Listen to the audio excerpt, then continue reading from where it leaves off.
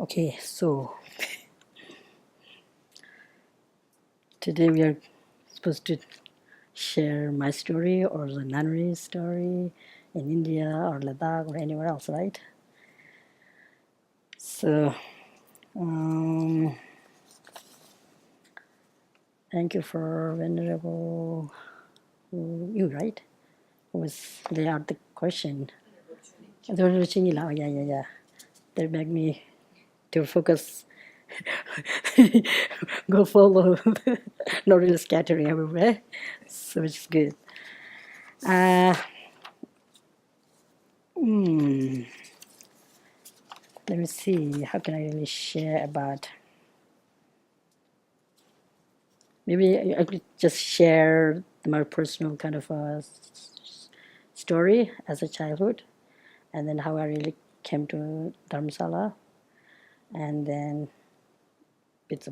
I'll just try to put in like short, but let me remind if I go like is some scattering in the different topics. Then you can just tell me. Can you just interrogate the topic? I welcome to make this suggestion. Yeah. But anyway, then yeah, okay. Most of you know that my name is Tenzin. The full name is Chopa Tenzin Lhadron, which is according to my passport.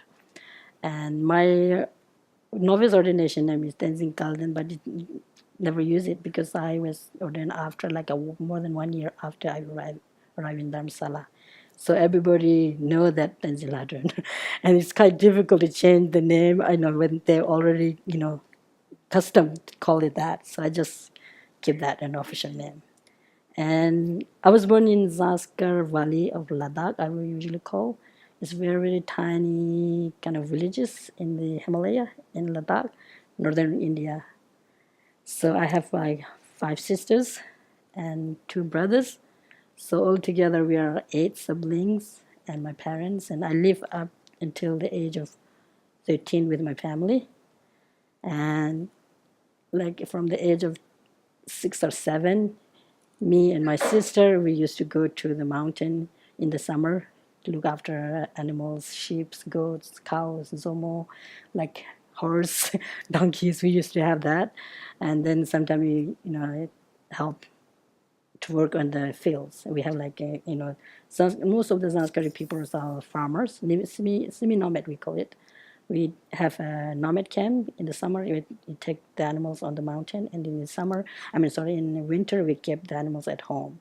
So, like out of the year, when I'm at, I was at in Zanskar, like before 1988, we used to get a lot of snowfall. Like almost half of the years is under snow, covered by snow, like from October, mid-October or early November until May or June, covered by snow. And life is quite simple in Zanskar Valley, but it's quite harsh too. Especially in the winter, it's really really cold, and you have no proper electricity or anything. But we make fire with the cow dung and very little kind of wood. It's really dry. It's kind of a desert. It's not exactly desert, but it's really dry. We don't have much trees there. In the summer, it's quite green, but summer lasts only really short period of time, like May until September, 3 or 4 months. After that, it gets really dry and really harsh wind and like dust and sort of thing. But people are really happy and content with what they have and peaceful. And historically in Zanskar, they are really devoted to Buddha Dharma. And many scholars and practitioners that we have in the past, and still we do have, and the population is really small. You know, I saw like a statistic about the population in Zanskar. It was only like the register according to the district administration. There's only 13,000 something, but that's actually below the 18 years old. So who vote? So they register, and I got that from this office. So it seems like altogether we may have no more than 20,000 people in Zanskar, and the majorities are Buddhist, but we have small numbers of Muslim, but they do share the same culture, but they have the different faiths in there. the Zanskar itself. But then we have the district, we call it Kargil. Many people do not really aware what is it. But in 1999, India and Pakistan have big war, the Kargil war. That actually brought Kargil known out of the world and on the world. Otherwise, nobody knows about Zanskar or Kargil. It's really in the mountain, and so there's no media, no newspaper, only like a radios. Like that's also like get the signal through the army. It's a very small army camp we do have there. So that was like a 10 or 15 years before. Now it little changed, and then snowfall it's getting less and less these days compared to like a 10 or 15 years before. And nowadays, the road from Kargil or Leh, the capital of Ladakh, to Zanskar closed like 3 or 4 months, no more than that. It's a good thing or bad thing, not really sure, because it's getting warmer and warmer, and the glacier up onto the mountain. The most of the Zanskaris are farmer, so they depend on the agriculture for their food. If the glaciers just melt in within like a few years, they looks like it's going to be really big kind of trouble will come there. So, whether the road, the weather condition change, and then some, it's out of our control. So what to do? This is the realities there. But probably we're okay. In the government of India will take care in a way, and then I don't know what it's going to be. But then, if you do face a big problem with water, if the glacier, when I was really little, we have like like a glacier on the mountain. It's quite big and thick. Now they're just very small, tiny left up there. And in 2014 and 2012, when His Holiness the Dalai Lama actually visited Zanskar, and he was looking at the mountain. See, the glaciers are melting. It won't last no more than like 10 or 15 years. So now it's time for you to plant more trees. Otherwise, you will face a big problem. So this is kind of the location that I come from. But I know I spent most of my life in Dharamsala for the last 28 years now, since 1989. 88, look to the end of 88 and 89. But my families are still there, and relatives, and they are there. So Zanskari people are pretty strong about, really devoted within Buddha Dharma. And we have many scholars, Geshes, who really serve in different parts of the world, like in one of the monastery in South India, at Defung, and the Goma monastery have majority from Ladakh. I mean, one of the Kamsins hold like Zanskari, and they really serve the Buddha Dharma as a teachers, professor in Mongolia, and Japan, and even in the United States, and everywhere. So, which is in a way we can be proud of that. So, right? So there is this kind of situation that Zanskari like that. So maybe then, when I was little, and we are 8 children together, grew up in one family. And when we grew up, we have the government schools there, but then we do not really have the custom or tradition that send children to school. So, but we have this traditional way to get education from from generation to generation. If my father knows, like read and write, or mom, they teach their children in the winter time. When you have the long winter. So what we do, we make a fire, and then like after 6 o'clock when it gets dark, and then we just sit in the circle where we have make a fire, and then tell a story. And then in this daytime, when you have the free time, the little children, the younger children, they mostly some boys, they should be able to read the script like the Kanjur or Tengur. And if they, even in the family, if the boys cannot really able to read this, like script, we consider that really shameful. That's kind of a culture we have. And then for women, not necessarily. You should be able to read, because we tend to like the women should be work cooking or I don't know, go to the mountain for milking the cows and the zomo and so that's kind of a tradition. But then the work actually in the house, it's more like a divided both male and female. And the men do the outdoor work like feeding the cows, and the women do the milking the cows and ensuring the milk. They do have like a kind of a divide the work, and my dad do the both. And anyway, I'll just what I'm going to tell what I have done in my family. Okay, and when I was able to speak, probably 4, 5, 6, and my mom actually used to teach us in winter. Me and my one of older sister and one of younger sister, three of us actually like look like a same age. We have like a 2, 3 different ages. But in this winter, it's really cold and you do not really get up early, so we just stay in bed. And my mom teach us to some prayer, basic prayer, but she can't really read, but she has some prayer that in her memory, because of her one of her two actually one came back, but she had like two uncles who had been to Tibet and study Buddhist teaching there and came back to Zanskar. One came back one to then, and who came back to Zanskar, and he used to teach her a lot of prayer, even though she can't really read, but she but just by hearing those the older one who are like hearing this recitation in the house or just orally, in a way it looks like orally transmitted.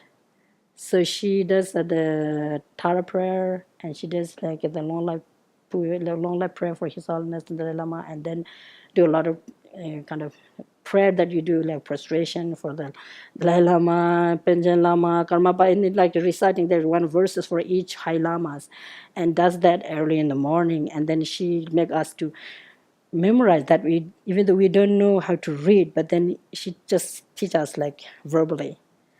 So that's how I, memorized the praising to Manjushri. I still remember that. And there's one another mantra, and the Hayagriva mantra, Tamdin. And then I think in 1985 or 4, His Holiness the Dalai Lama visited Zanskar for the first time. And during that time, he gave the teaching of we call it the foundation of all good qualities in the Jinguma. So he gave that teachings, and then during the teaching they gave us like the printed like this pamphlet at the teaching time. And my dad, he memorized all that, and he recite every day in the morning while he's walking, cooking, and go to give like a grass to the animals, and just by hearing from him, and me and my sister, it just came to us in memory. So then, in the winter, like 3, 4 years before I become like supposed to become a nun, we just stay in the bed, just with some blanket or some, it's not really blanket, but we have my dad make the hair, yak hair, right? So make some sort of blankets, and everything we wear, what we eat is all organic, nothing artificial.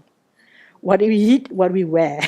And the chupa we wear is made out of wool, and we have the sheep there, and the sheep and the goat. And my sister and my mom, they do the wool work, spinning in the winter, and my dad works with the yak hair to make the blanket. So we wear that when we sleep, and then the animal skin. What do you call it? I did it make like smoother, and then join like this and make like a dagam, to wear as a like a cloak. Yeah. So that's what we wear. It's really cozy. It's kind of warm, and then we don't have actually proper kind of mattress. It's funny. It's really true, and we get a kind of grass, put grass underneath, and then we have in the winter we stay in like in the. Our house is really interesting. It's really small window and very small doors. And the winter we stayed right in the middle of the room where you don't have windows around, just some sort of window on from the roof, and surrounded by animals. Some in this room we have the cows and zo and zomos, and that room we have the sheep, and then in that room we have the the horse and donkeys. So people live in the middle, so that keep us warm. It's interesting, no? But that's really how the life is like that. But everybody was really happy, really content. So that's how we grew up to the age of 13. So all of my siblings grew up that way. And then when I was, I think, 7 or 8, another High Lama who was invited to Zanskar to bless, to the give teaching for the Zanskar people. And that was in the summer. And probably I was 7 or 8, I can't remember anyway. But then some of my neighbor girls at the age of same as me, the parent took them to Rinpoche, Lhadron Rinpoche. He actually, have you heard Lhadron Rinpoche? Losar Rinpoche, the great translator of Tibet in like 11th century. Yeah. So he has a special connection with the Himalayan, especially, but the whole Tibetan Buddhism I think he is the main translator during the third Dharma wave that spreading in the Sunni line. The second, exactly. So he has special connection with Himalaya, and the people invite him there. It was in sometime in the summer. So then we invite him to our village to visit, and he arrived with the horse, and then all the villagers gather in like side of the fields, and then two of my neighbor girls took him to cut the piece of hair up there. We call it the hair cutting ceremony, right? In Tibetan we call it like tapu. And when my mom noticed that, and she asked me, my younger sister would like to become a nun to go to get the haircutting ceremony with Rinpoche. And my younger sister, she said no, she just ran away. And then she asked me, would you have to become a nun? And I have no idea what. And we do have nuns and monks there. Nun is smaller number than monks. We do have more monks. And, many monks and nuns come to visit our house. So we have this kind of pakchak, like the imprints. And by seeing monks and nuns there, I have no idea what I'm going to do in the future. I say yes. So then my dad took me to Rinpoche to cut the piece of hair. And since then I was supposed to become a nun. What I remember, what he says, in the Tibetan word, you'd say like a tola, right? When you do the hair cutting ceremony. And he does some blessing, but I don't know what blessing he did. And it like some grand throw. And he does a prayer. I don't know what was that. But then he says, just repeat me this, tolla. Tolla means actually the literal meaning is would like to release or liberate. Yeah. So you just say yes. And I would say yes. I say yes. I don't know what where I'm going to liberate and what. But I know. But luckily I remember that word. So that's how, since then I was supposed to become a nun, but I don't know how to read and write. And then in the wintertime, my grandfather taught me how to read, like the Diamond Sutra, Doji Chopa. We have the tradition in every Ladakh, in the whole Himalayan region, especially in Ladakh, we have the traditional. If you want the children to teach how to read the script, we start with the Diamond Sutra. So sometimes my grandfather taught me how to read the script since I was supposed to become a nun. So they taught me how to read the text. And my older sister also taught me sometimes, because they both, when they finished weaving the wool, so two of them, the older sister, they go to my grandfather to, learn how to read the script. So they both know how to read.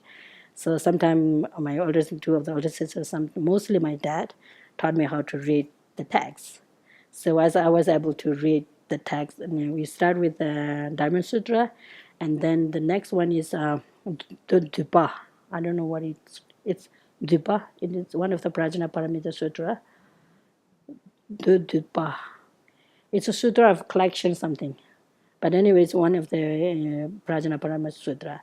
So that's we have the tradition for children to learn how to read and no writing, just reading. So then, and I stayed until 1988. So when, but then I just know how to read the script and I memorize some prayer, just some basic prayer. But we don't have proper nunneries in Zanskar. I mean, we have some small nunneries, but you don't have education program there at all. We do some rituals, and there are some nuns who did pretty good in retreat, long-term retreat. They know quite well because just the teaching they learn from their elders. They don't have like a formal sort of schooling, but they get teaching from different teachers. But the number is quite small. But then we don't have the comprehensive sort of study program at all, in anywhere. Even though we have small nunneries out there, but we don't have it. And I was just keep curious I know what I'm going to do in the future. In a way, it's kind of stubborn a little bit, and I just keep complaining my parent. Am I supposed to become a nun? And what I'm going to do? What I'm going to do? I need to study. I want to go to school. I keep saying that, but then they keep us to help to look after the animal, and it's not really big kind of difficult job. But looking after the animal, bringing them back to home, that's okay. As long as our parents, alive, we'll be fine with them. But after that, what would happen? I see there are some nuns who use as kind of they happily do that too, but then use like a servant in a way. They serve they serve their parents fine, good, but then their brothers, and afterward their nephew, and it's just generation and generation to go. All nuns like walking with a stick and then looking after their nephews and nieces, children, and cleaning and cooking. And I see that's not really good life. I often say that's not really the kind of nuns. I'm not going to do it. This is really coming on in me. There's a big kind of crisis going on in me, even though like really young age. And I keep asking my parent, can you send me a school somewhere? But then the school, but we have the government school where, the standard, the education system is not that good either.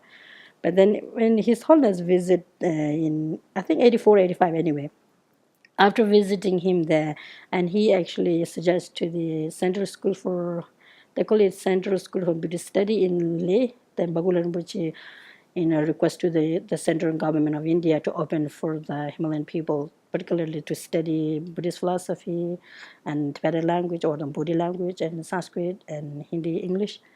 So His Holiness actually, the Dalai Lama, requests that institute, can you open one branch school in there where he gave the teaching. So I know there's one school that opened.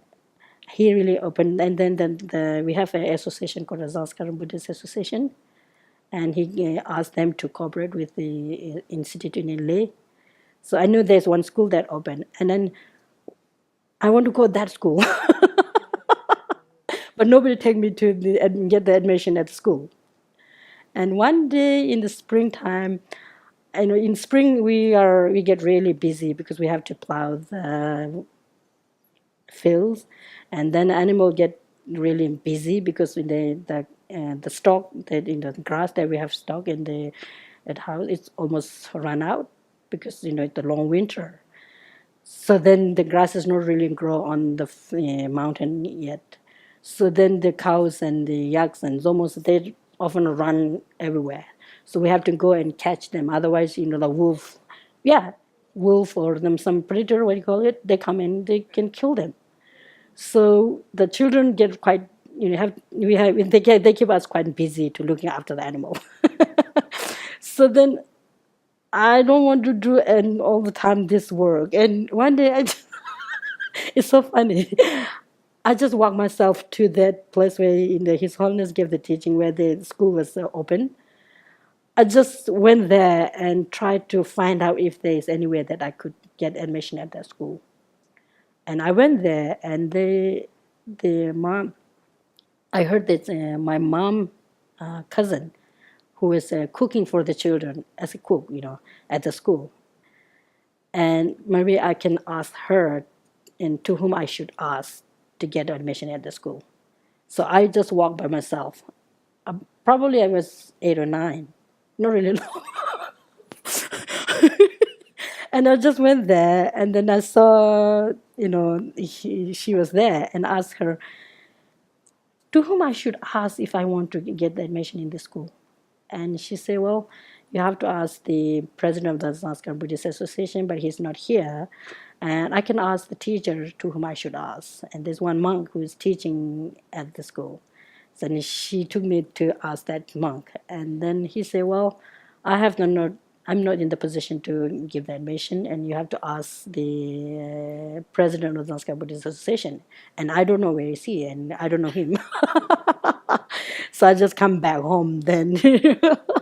And I come back home. Then after that, it didn't happen. I asked my older brother who go to school, and it was there's some function going on in the capital of the small town, Padum.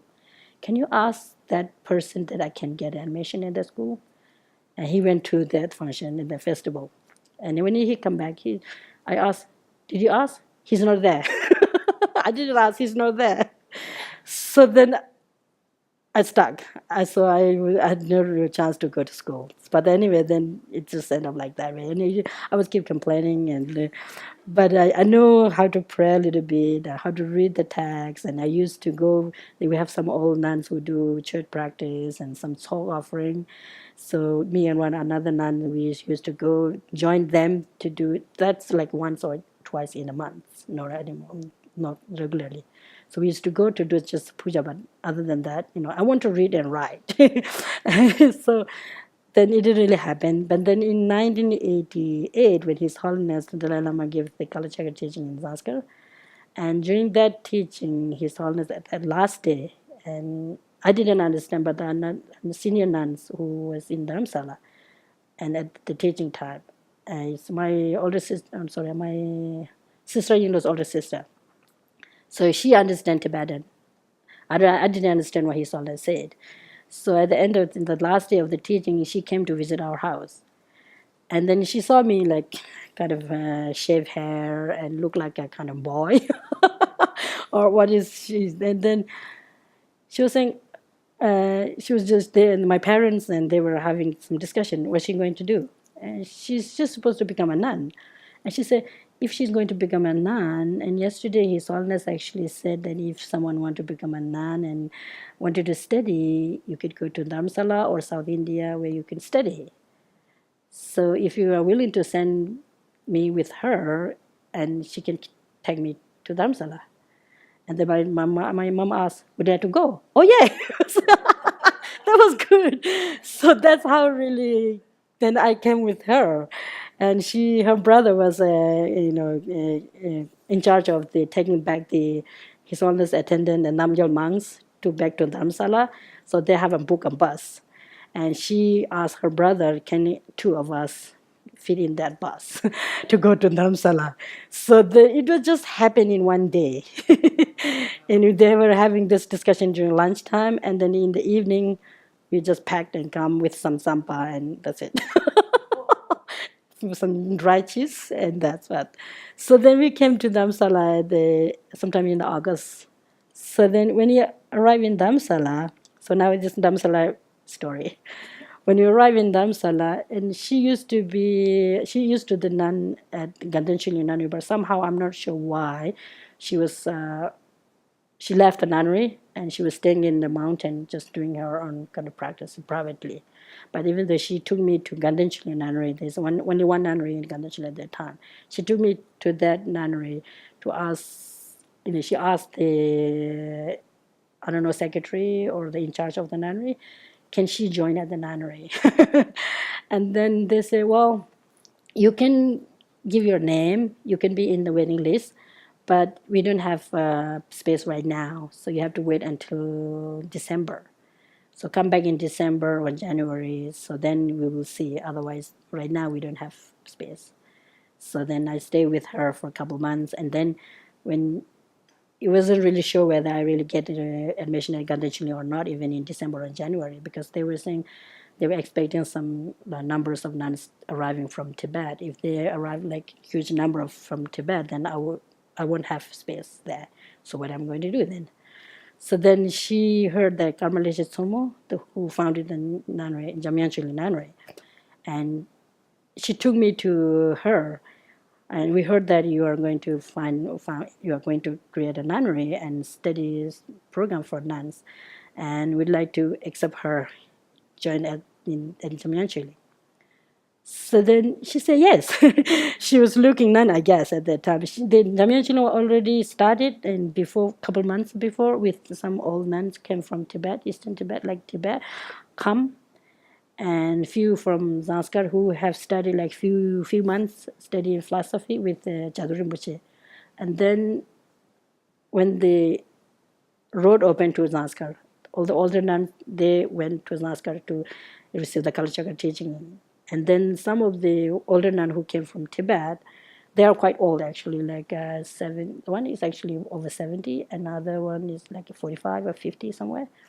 So they were looking somewhere else, and one went to South India, and then few just left. But then they are already gone, and then there were two nuns from Kinor who was there, and then I came the third person to join the nunnery and to continue. And then she said yes, but then she doesn't have space at all, and she was staying in a rented house. We call it a cow shed, or some people call it inchingomba. It's like a shifted sort of mud house, very small, but it's quite cozy in a way. So she was staying in there. I guess it have some. Later on, we find out that it has some connection with Tushita Center, the Lama Zopa Center, but we didn't know at that time. We were a little, we don't know. So then, okay, you can come to the classes, and she have found one Tibetan man to teach Tibetan language. So you can continue. You can come to the language class with them, and two of the nuns from Kinor. They were there already. They have already started learning alphabet, Kaka, Ganga, and ABCD. So they have been there like a few weeks, and I came the third person. And I stay with the senior nun from Zanskar in the mountain, and then go to class during the daytime and study and go back. That's up to until March to 1988. Because Leshe doesn't have, they have some rooms there, but she doesn't have the key of the rooms. There's some, I don't know, there's some problem with the landlord, or whether the property actually belonged to one Indian family who lives, yeah, Sunita, yeah. It belonged to, they live in Mumbai and Delhi. So they have so many brother and sister owned by them. And there was some whether they are going to give that or for rent it or not. There was something there. I don't know exactly what was there, but all the rooms were locked. But only two rooms were open. Where she stay. You know that where is it? Right? It's really interesting. You can see the picture someday. And she was staying in the next to the kitchen or bedroom or anything. Just it's really, you can't really live actually in that way, but I maybe blessed somehow. You can't really live in it. It's leaking, and you have mice and mangoes and running everywhere here and there. It's really difficult situation. And she lived the next to here, and there's one bigger room. We use that using as a classroom, prayer hall, debate yard, whatever. So then we start learning Tibetan language in a couple months, and in March, and Leshe was able to get the key for the other room. So probably she was able to talk with the landlord to get that as a renting for us. So she was able to get all the rooms keys. So then she said, okay, now, those who want to join at the nunnery, you can come. So then me and then another two from Zanskar who came, and then we all got the rooms there. And she was able to get some donation from her friends, and she provided us lunch and breakfast, but we didn't have dinner. But then, yeah, And she went to the IBD, Institute of Buddhist Dialectic School. She was studying at the IBD at that time. And then the Namgyal Monastery, can you please teach the nuns philosophy? That was in 1988. So then since then, she introduced the teacher to teach us. 88, no, sorry, 1989, sometime March, April, then more nuns came, and we end up like 16 of us. Another 3 came from Kinor, another 2 from Kem Ladakh, and we have one Tibetan who was already there before, and then a few from Kinor, Spiti, and then a few nuns who were staying in Chopra house, like next to Trishita. They're staying as like a retreat kind of area there, but they stayed there, but they come to philosophy class with us. 2 or 3 from Lhasa, and another one from Kham, but they're just coming but staying in there. But we stay at the nunnery where we were, 16 of us, just end up like that. So since then we start the philosophy class in English from volunteers in Geshe, send a letter. At that time we don't have email, no phone, but I guess we have a fax machine. Probably yes, I'm not sure. But to send a letter, it takes like a month to get here and there. So that's how it really worked out. And then we end up like staying there and going to class at the IBD and the Namgyal Monastery and coming back and eat our food and gather into the small prayer hall and do our prayer. Mostly in the evening we do Tara prayer. In the morning we do taking refuge in Bonishita, whatever, the normal thing. And then we meditate for half an hour or sometime like 20 minutes. It became really good custom, and Leche really did a great job for us to show us as a kind of example, and she taught us how to live like the nuns and go to class at there, but while you're living in the nunnery, and she really showed us how to do. That was really effective for us, and for 16 years we lived that shifted sort of cowshed or shifted mud house from 1989 to 2005. So we lived there, and most of our study, most of part of our study we have done there, and we debate outside, and we have like here big trees.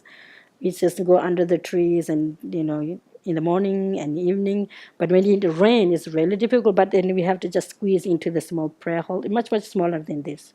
I think maybe like this, really small. But we have a pretty good kind of a wooden floor, like a floor. But when it rains in the summer, it smell. It's all sort of things are happening, and sometimes this roof just fall down and like wall collapse and all the sort of thing happen. But then somehow we were really happy. I feel like I kind of miss sometimes being there. Now the facility is a little improved compared to that time, and still fine. In the village, the main nunnery, which is outside of the Dharamsala, is more quieter. And then in Dharamsala become really busy now. It's a really tourist area, and there are a lot of good things there, and many people come to do study, research, everything. But then it's too many tourists. It's a lot of distraction out there. So that's how. Anyway, I have to focus where I'm going to do. And I study the whole thing like more than 20 years. 16 years stay at the makeshifted building or the house. And then later on we were able to buy another house, and in 2005 we moved there. So that's why how we really start the study, and our teacher has been really supportive with us, and Leisha really request them. And then I have to share that with in I think 90 or 91, I can't remember. Leisha was looking at land to build a proper nunnery, because the place where we're living is not our land. It's belong to the Indian family who lives in Mumbai or Delhi. So she asked them whether they are willing to sell the property or not. But then they have different families members, and some wanted to sell and some wanted to build a guest house, and there's some disagreement going on within their families. So no, you couldn't really find it. And then she went to find a land somewhere, and we don't know where. Norbalinga, we call it Norbalinga area or some other some with this, the help of some other people to find the land. And she went there. It was like a monsoon time, July, August. She went with I don't know who. I remember when her friend name, but I can't remember her face. Sally, yeah, with Sally and maybe some others. I don't know, some monks from IBD. I'm not sure exactly. She went to find land to buy and to build a nunnery, and she was bitten by a snake somewhere here. I think the right hand. And she didn't really notice where it happened. And some are saying somewhere in Nobunaga area, and some are saying like the land we have there, but not really sure. She didn't really notice that was happened. And after a few days, she thought, in her room, it was in this monsoon time, we get roof leak, and then the wall get really wet, and then scorpion often like a fall from the roof. It happened a lot. So she thought it was bitten by scorpion.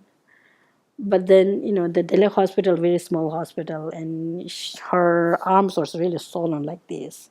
I was really young, like a 14 or 15 at that time, and the older nuns were able to communicate with some people, but then we don't know what's going on. And she didn't really say anything, and she went to Dr. Ishida and then to get some Tibetan medical treatment. And Ishidanda, Ishidanda, actually he used to be the physician of the Ishidanda Dalai Lama.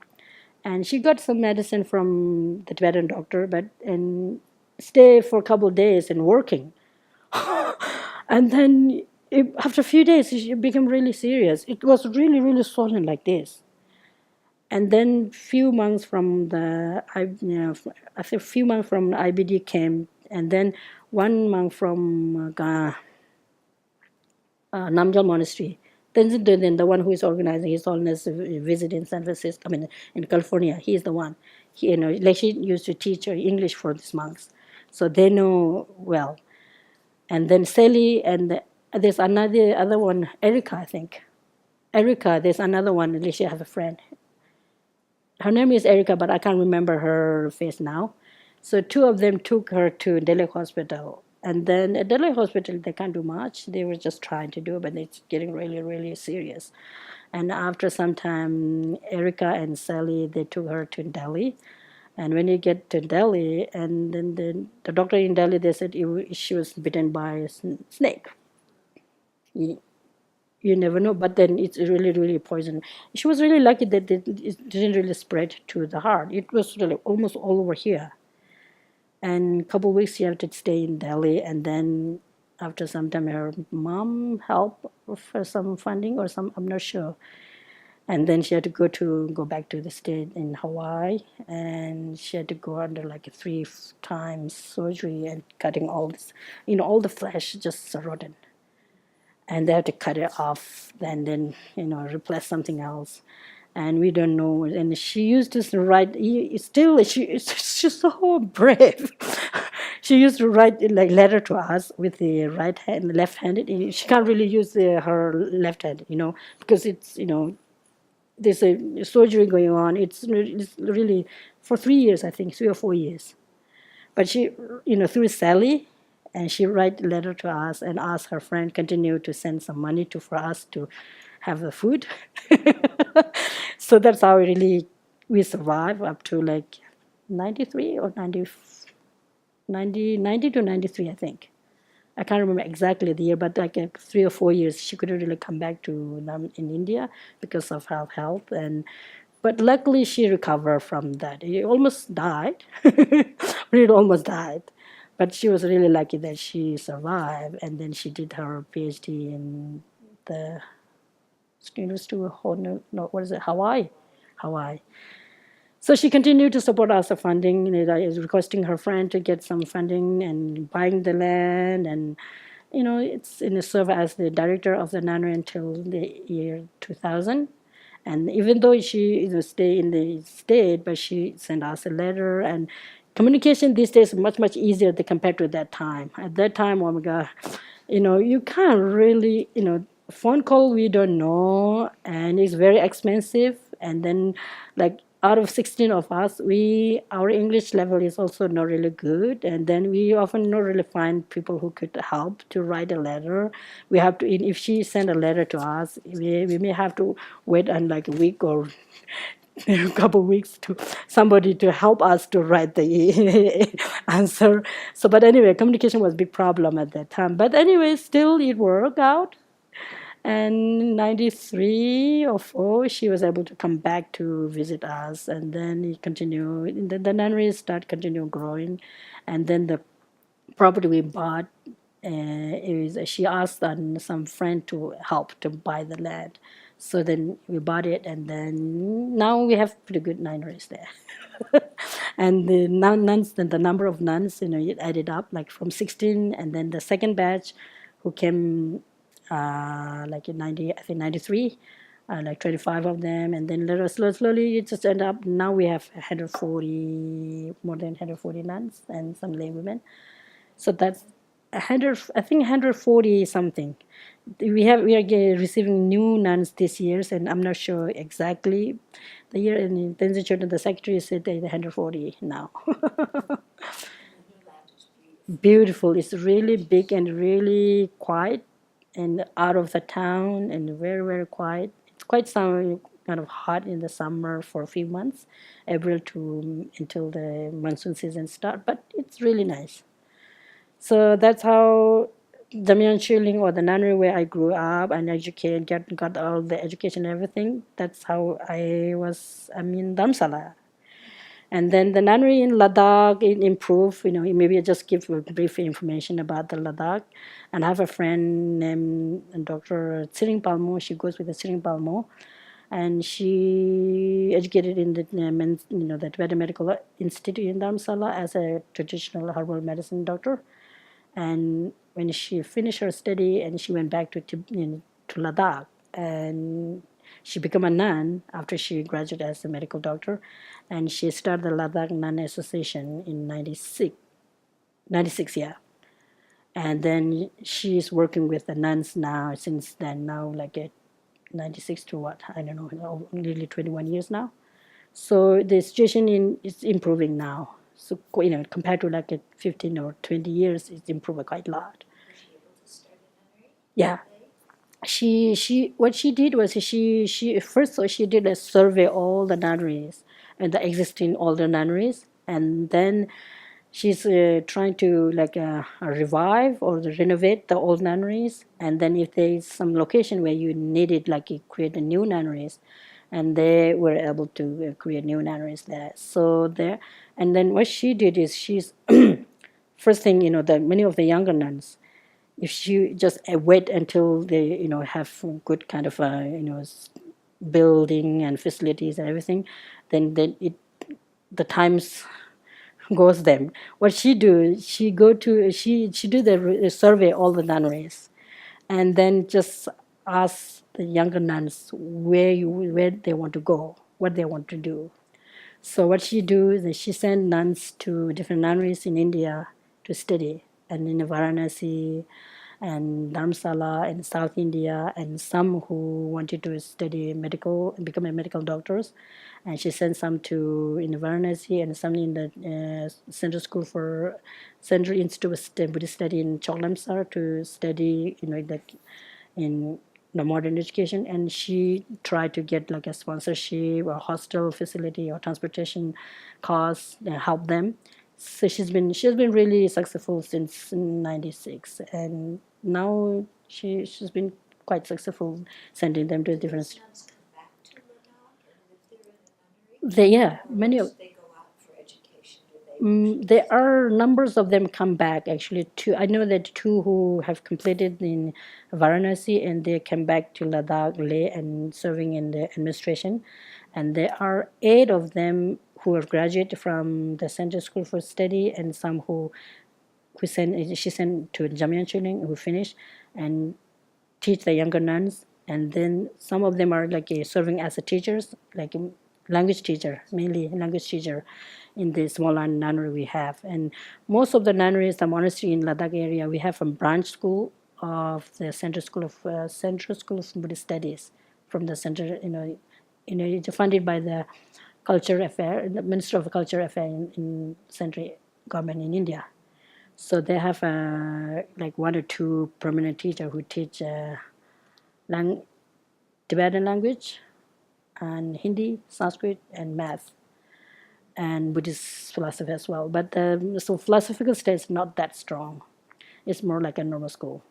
And then when they finish like in grade 5 or grade 8, and they send in different, higher for higher study, they have to send in like away from Ladakh. There's not really, good facility like the what that we have in Dharamsala. It's the same as in Zanskar area. So when you're talking about Ladakh, we have like 3 regions. The central part, which is the Leh area, and then Zanskar is one region, and then Nubra is another region, and then Changtang is really close border to Tibet. So that's how in Ladakh, and also like in the Himalayan, other part of the Himalayan region, like Spiti or Kinor, similar. From the Central School for High Tibetan Study in Leh, they also provide teacher for the Spiti, like Spiti area, and Kinor, and then Lahore. So they have teachers from that school. Kind of interesting. They could have their own kind of, well, it's okay, the Himalayan region are Himalayan region, so no problem. So they provide like teachers, and then some scholarship for those students. If you have like more than 15 students, young nuns or girls, so the government of India and the Minister of Cultural Affairs, they fund it, they give some fund. Like I think not much. The scholarship is not that much, like 700 per month or something, but they can purchase the stationery and books. So this is pretty good going on. It's for long run, like for system, and for long run, it's better to stick with the government.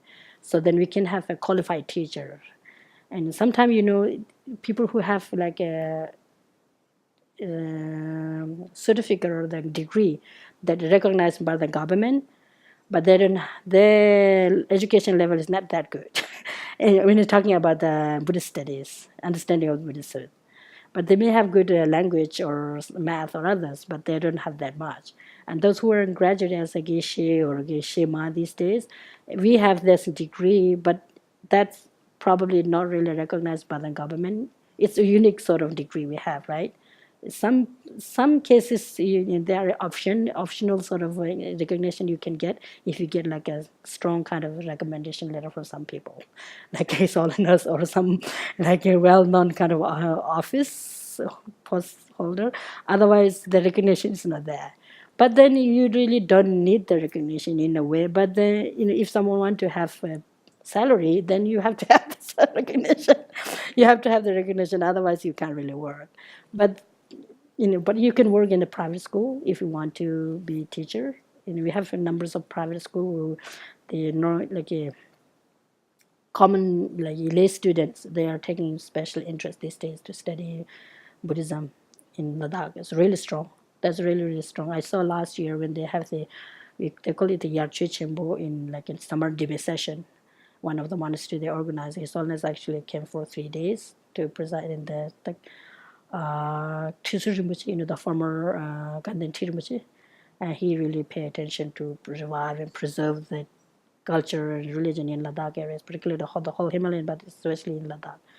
So we were just went there to watching, and then these students are really interesting about it. And they were debating and asking questions, and the organizer actually invites some Geshes and all from different monastery who have studied and who have completed, and some are serving as teacher, some are serving as a social worker, whatever. So each day they are inviting them to give a speech, and these students are really really taking special interest. So it's getting there's some positive sort of change going on in the Himalayan region. And nowadays in Spiti and the Kinor area is quite strong going on, and Lojeng Rinpoche is working quite hard with that. That's really good. Otherwise, like in Ladakh, it's quite strong. And then in some part of Kinor and Lahore, there's some sort of mixture going on. All Dharma is same. Everything is same, and they mix up with the Hinduism and Buddhism and everything. And I was in '92. I was in Kinor. Went to for the culture initiation. We happened to visit some few family house. I saw the altar have Shiva, His Holiness, and Buddhas, and everything all together. Kind of confusing, And if you have like a separate shrine, that's fine. But everything is on one. It's confusing, and especially like a lower part of Kinnaur, we have really much connected with Hinduism, and then Lahore really mixed up. And then now I heard that in Arunachal Pradesh there's also some sort of mix up going on. In Ladakh, the mixture is not really there. It's really kind of, really quite strong about preserving that. And we have some Muslim, and the Ladakhi Muslim are not really the, they're that sort of thing. And they have the same culture. We have the same culture, same language, just the faith is different. So that's how kind of Ladakh is there. So let me finish now with I think it's enough information about the nunneries and nuns, right, in a way. And then how I become interest to pursue into the Geshe program, right? How that happened is like, okay, I'll try to, as much as I could to shorten. Yeah, in 1995, the first nuns and noble debate was organized in Dharamsala. And at that time, I had the opportunity to attend that debate session. That was for the first time in Tibetan Buddhist history, really. And I noticed that later on, it was motivated by a few of the senior Western nuns, like Chambat Sedun and Lekshe Tsomo. And we have one sponsor in Germany, in Gabriela. And they were, sending a letter to the religious office, why you're not really organizing this kind of event for nuns? And that's really good, right? And then the religious office sent a letter to all the nunneries. Okay, you should gather, since you have studied the philosophy study, like since, in Gandanchili I have studied already before, but we have a letter. And then in the 95, for the first time, then the religious office and, gather the nuns. The beginning 4 nunneries were participating at Gandanchili Nunnery in Dharamsala, 1 month long study. And there were 2 Geshe from Gandan who came with them. And Jambat Sedoni really banging him you should go with them. That was really good. So the 2 of the Geshes came with the group of the nuns from South India to Dharamsala, and then 3 nunneries already in Dharamsala, like in Gandanchiling, Domaling, and Jamyachiling.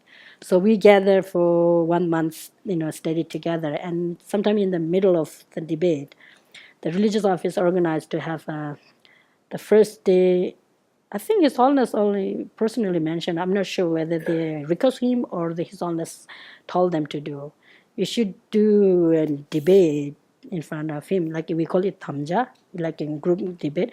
And I noticed you were there, and I have the picture of that. Did you notice? I've posted on the Facebook, and to remember, I do. Yeah, that's why I'm really kind of. No, I have the photos. The one monk from Sejong Monastery who take the photos, and he developed the photos and gave us, and I still have in my laptop. And you just keep them, and it's just to remind them this is the first nuns and Jangunche photos, and I can recognize you were there. And Geshe Konjo Tsiring is right here, and you were here, and there. I think Graham, what is his name? Graham Spram. He's there too. So there was something going on behind that was really good, and we didn't really notice. But later on, we noticed they were really asking them do for the nuns. So I had come just to observe, and I was standing way in the back. And then one of His Holiness's attendants, His Holiness said something to an attendant, and His Holiness, the attendant started waving. And, it's like, it looked like he was looking my direction, but I mean, why is he waving at me? And he must be waving at somebody else around there. And so this went on for some time until finally he kind of went like this. And I realized it was me. And that's great. And then he motioned for me to come up. And then His Holiness said, you sit here. And I'm like, what am I doing here? Yeah, I mean, His Holiness, because I was way in the back. He had seen me way in the back. And See, this is the pictures. I have still the pictures. Yeah, and so I got the front picture seat with the nuns debating in front of His Holiness. It was incredible. Yeah. There was Everybody was so happy. Yeah, and it I'm was so the impressed. local people were having group like the Pamasambhava Puja at that time, and they all come to watch the debate, right? Remember, Yeah. it's a big gathering at the temple. See, we have karmic connection there. That's why I've been for the last 4 5 years. I've been sharing these pictures on the internet. I mean, that's why I have the kind of exciting about the social media. Sorry. Well, I mean, 21st century is communication time. So you could share it like through text or sometimes through videos or sometimes photos. And many of my friends actually express this is really good way to share information. And we can archive these pictures there. So it's something really cherishable photos.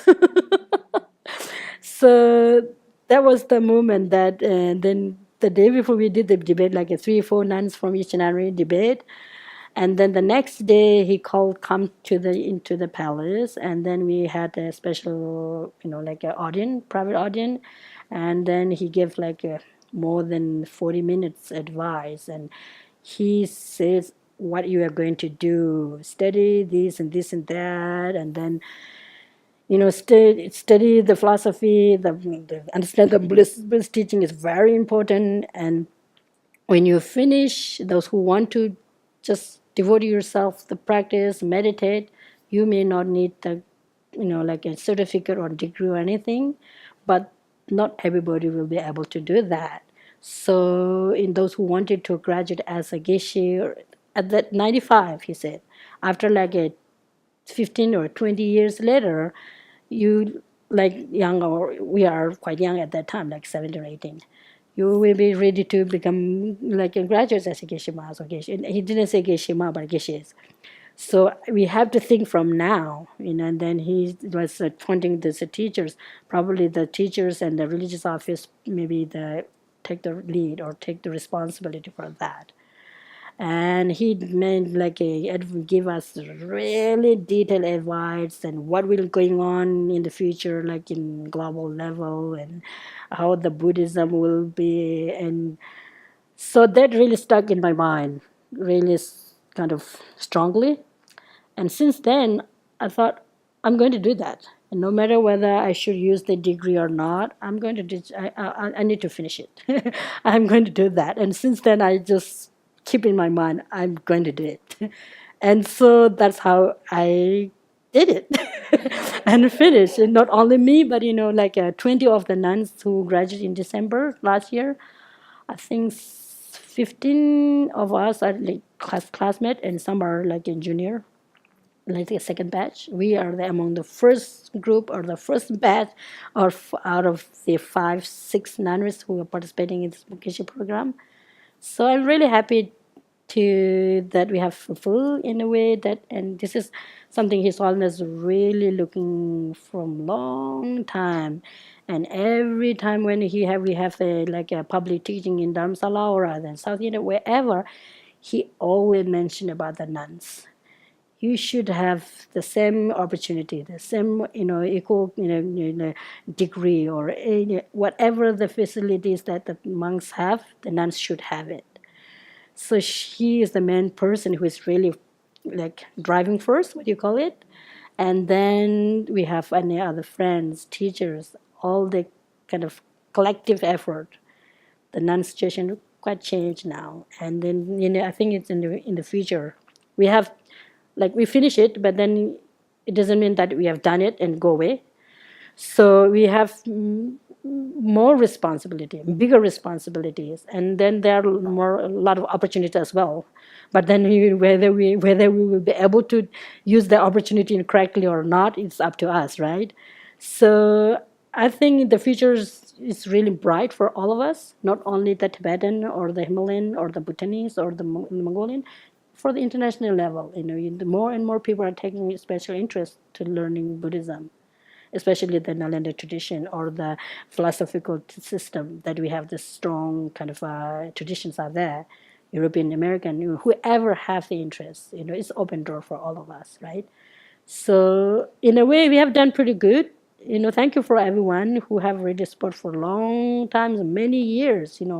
Without their effort, I don't think it will happen. If you don't have like a participation from outside of the world, probably even though his holiness push sometime in the mindset of our culture, it's quite difficult to change. Remember the what do you call the Sikong? We call it Sikong, right? The president. Nowadays they are calling president of the exiled community. And in Depung he made mention a few things that too, but then March 12th, and he was quite aware about that, and the mindset of our community is still kind of poor, and we need to change it. And the empowerment of women is very important. And when you say empowerment, I mean empower with the skills, I mean empower with the teaching or empower with the education. Not really empower giving food or clothes. That's minor thing, but mainly you have to educate them and then make them more skillful and useful them, right? And he's quite supportive of that. I mean, there are a lot of people who are involved with that.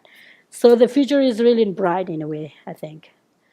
There was some talk about the new Geshes going on and doing tantric studies together. Right. Is that going to happen where you get one of the Gyumea Gyutu lamas to come and have the nuns come together and do tantric studies for a year or two? I'm not really sure for that. I don't really have a clear answer with that. And I heard they were having some meeting going on, and I'm not really sure whether they have final decision or not, if you're really going to do or not. Is that something the nuns want to do? It looks like some individual nun wanted to do, and some have not really sure yes or no. Because I was told a few friends who have been to the meeting at the beginning, they would say, well, we want to study in individual their own nunneries. If you have like a final sort of exam or debate, not really exam, but some sort of you have ceremonial sort of thing. If somebody is organizing doing that, we will participate. That was kind of whether it's true or not is rumors or what. I'm not really sure. I'm not really sure whether the nuns wanted to or not. But I heard that like 2 weeks ago they said it's going to happen, and then who is organizing? And they say, well, it's not really clear who is organizing. I don't have clear answer for that. I'm not really sure, but I personally, I'm not going to participate with that. I have decided it because I want to do my individual way to study the tantrics. I already studied a little bit before, but not really that much. And we haven't really completed then with one of our teachers, the Abbey. But I want to study it a little more, but I want to do like my own way. We have the choice. We have to have the freedom to make the decision. Nobody can force for that. Especially study tantric, and you have to be really careful and who is the teacher and where. So I personally, I can make the decision. I'm not going to participate with the group wherever they are organizing. I'm not going to go. But then I'm not sure. If those who are willing to participate, if there's somebody's organizing, they are welcome. They have open. Yeah, that's what I would say now. And I think that's it. And I think that's what I can share. And then I would like to share here. This is beautiful, and I'm really experiencing a really wonderful experience. Like, what do you call it? I didn't have enough imagination about like monastery communities in the West, away from the town, away from everything. It's like the forest, And the name you have it like creating peace in a chaotic world. It's wonderful, I thought. It's really, really wonderful things. So we could look in the future that you will have, I mean, you already have it here. Maybe you grow bigger. We are praying for that and continually, you are already being really active for, giving service, teachings, and teaching online is wonderful there. And I'm I use the internet a lot. Sorry, But I learned a lot from that, and I do not really pay much attention for those kind of some, like a negative sort of impacts coming up. Just aware what is going on, and then leave it there. If there's some kind of very strange thing going on, I often make some comment. Are you sure this is the right or correct thing to be on the internet? If there's some kind of ugly things there, we can make a comment for the Facebook. I think this post shouldn't be on the Facebook. And why? They give the reason. It's harassing or it's illegal or it's like damaging the culture or religion, insulting. Like they give a good option. And we can make a comment and we can participate with that and make them better. And when I was taking the course at the University of California in Irvine, and the Facebook founder actually, they make an announcement saying, we're going to delete all the hate speech that has been for the last couple of years. They're going to remove all of them and then make sure that protection and privacy should be top priority for everyone. And then Google is working really hard with that too. So it's, communication is really the key, especially in the 21st century right now, right? So in privacy protection, and protection is more important than privacy. So that's why I wrote the first. Maybe I'll share what I've done at the UCI in the writing class. The topic was the first topic, the first 5 weeks. So writing about we have to write about social media. And then the last part, we have to write about American business. That was so funny. Anyway, American business. But it's really important why we do not really participate, even though we are not business person, even though we are not really social media expert, but we can contribute in a way, right?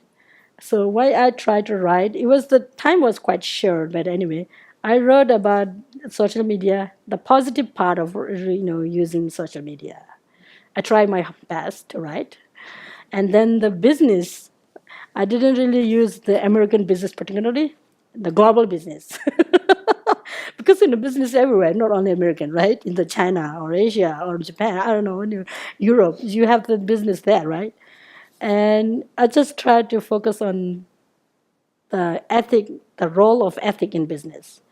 And the book is really good. We have the teaching materials in the books. You have like many articles that put in together, and like economists, educationists, and they are really top people. They have put the many articles together in there, and there are what do you call the child labor situation, and then like a sweatshop situation, and in the third world country where some of the business people bullying or like treating badly, or then not only then in third world but even in like in developed countries. And there are a lot of issues that you can raise, like child labor, women, and then like what was the other one? Human, like a freedom of speech, like human rights issues. So you can raise a lot of these issues there. So I try my best to focus on the child labor, human rights, the freedom of expression in some area where you have the business going on, but many things are like behind the bar, right? There's no transparent, like especially this some of the countries like under dictatorship, and for the business people who wanted to like have investment in that country, and sometimes the both have some kind of problem there, right? So I just try my best. And it was really a short period of time. If I have like 3, 4, another 1 or 2 months extra, I could write quite good article.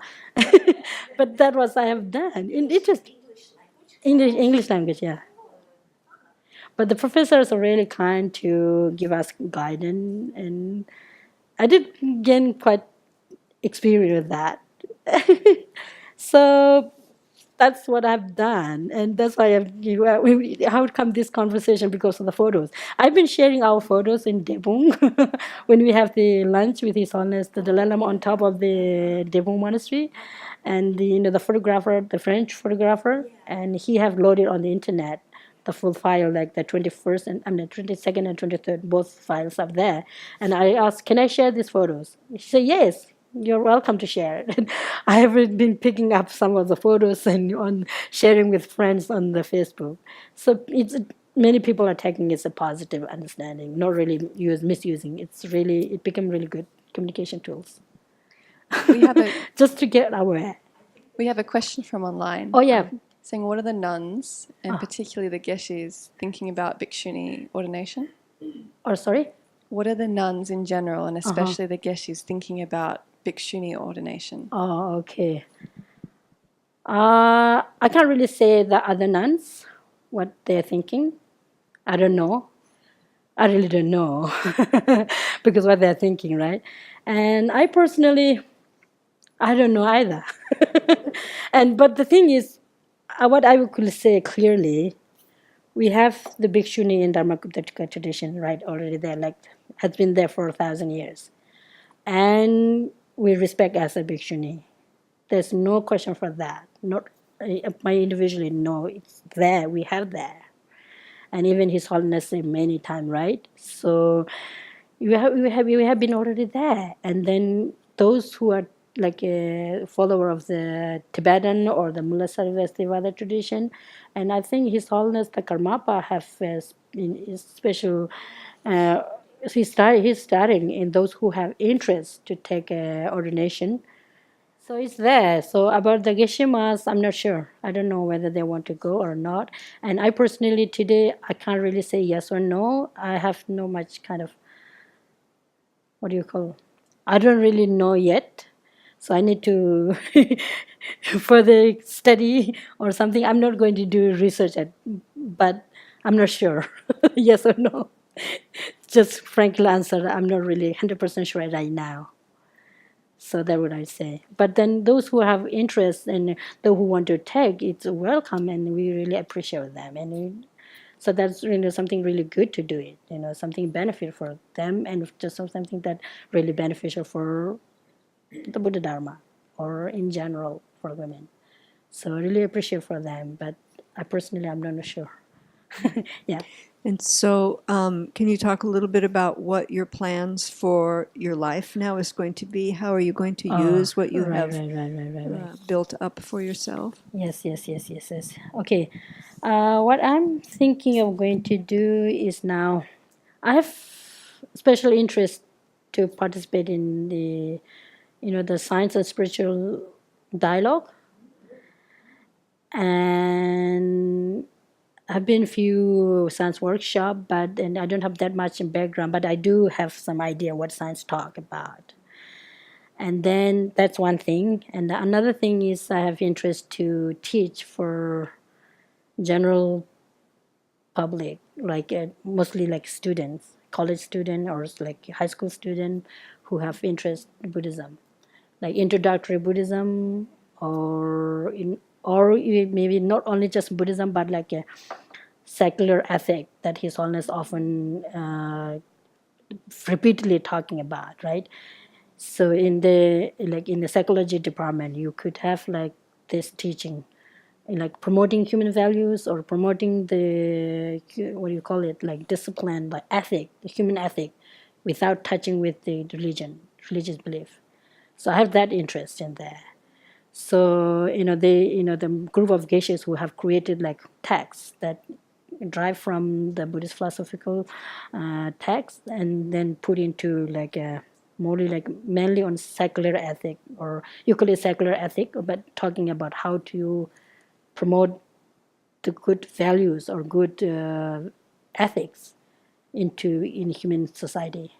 And then if you start from like a elementary level from school and go up to the college level, not on Buddha Dharma, spirituality is not only for the religious people, it's for all, right?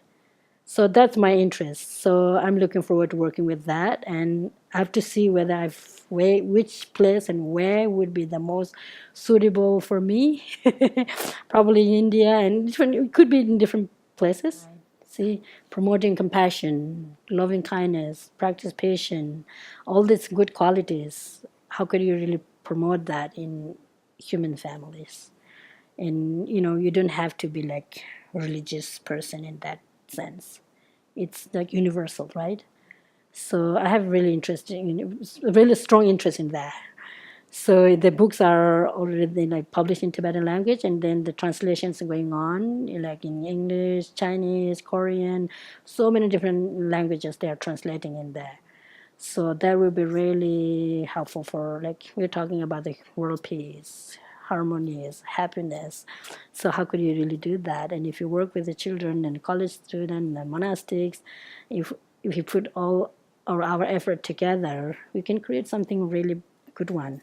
Like creating peace in the chaotic world. Yeah, the world is really in chaotic, right? But then there's a hope also there. Never give up. His Holiness have give this statement: never give up, no matter what is going on around. Keep moving, never discourage, right? So, when you wanted to do something good for oneself and others, you face some challenges, some difficulties, but then you just be ready to be faced with that. If something really, if you die, why not? If you're born, you're born to be died. So what? So I think that's what I have to share. It's time already up. So thank you so much for listening, and I hope I have provided what I supposed to. Good job. I'm not sure, but I'm quite not really good put in precise, but I try my best. Thank you so much.